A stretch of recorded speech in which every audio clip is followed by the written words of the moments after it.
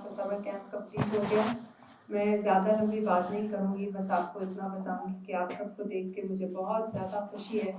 اس Chughtai public library کا idea کہاں سے سٹارٹ ہوا اور آج کہاں تک پہنچ گیا, یہ آپ کو شاید بتاؤں تو آپ کو بھی یقین نہ آئے.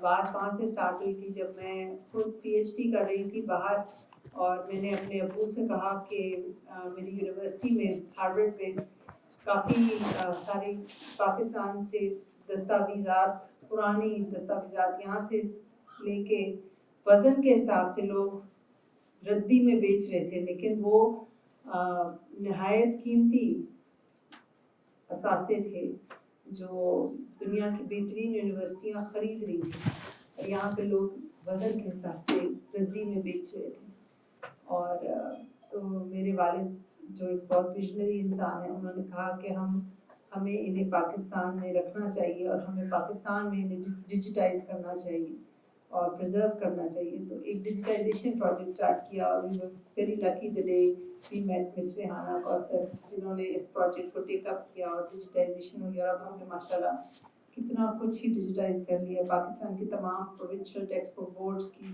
تمام آرکائیوز کو ہم نے ڈیجیٹائز کر لیا ہے. پنجاب کا آرکائیوز ہم نے ڈیجیٹائز کر لیا ہے. تو یہ project, but not just that, وہ تو ایک ذرا اکیڈیمک بات چیت ہے.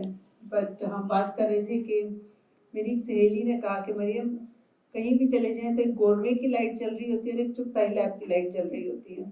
تو اس سے ایک آئیڈیا آیا, کیونکہ پاکستان میں بتی پہنچ جاتی ہے, تو اس سے آئیڈیا آیا کہ جو بچے پڑھ رہے ہیں ان کے لیے بتی چلی جاتی ہے. تو جہاں چغتائی لیب کی لائٹ چل رہی ہوتی ہے تو ہر سینٹر میں وہاں پر بجلی ہے, انٹرنیٹ ہے اور پنکھا ہے, اے سی بھی ہے. تو وائی ناٹ اس کے ساتھ والی دکان خرید لی جائے اور وہاں پر ایک چھوٹی سی لائبریری بنا دی جائے جہاں پر لوگ جو ہیں جا کے پڑھ سکیں. اور میرے ابو کو بہت لوگوں نے ڈسکریج کیا کہ لائبریریز کا زمانہ گزر گیا ہے, اسمارٹ فونز کا زمانہ ہے, کوئی نہیں آئے گا. اور آپ نے بھی انٹر کرتے ہوئے دیکھا ہوگا کہ ٹوکن لکھا ہوا تھا. ابھی ہم پاکستان میں کہیں پر بھی لائبریری بنا دیں, ہمیں اس کے لیے آورز بنانے پڑتے ہیں. اور مجھے ڈائریکٹلی کتنی ای میلز آتی ہیں کہ آپ میرا نمبر آگے کروا دیں. سو پھر ہم نے اسی سلسلے کو آگے بڑھتے ہوئے یہ ہوا کہ جو لوگ ہماری لائبریریز میں آ کے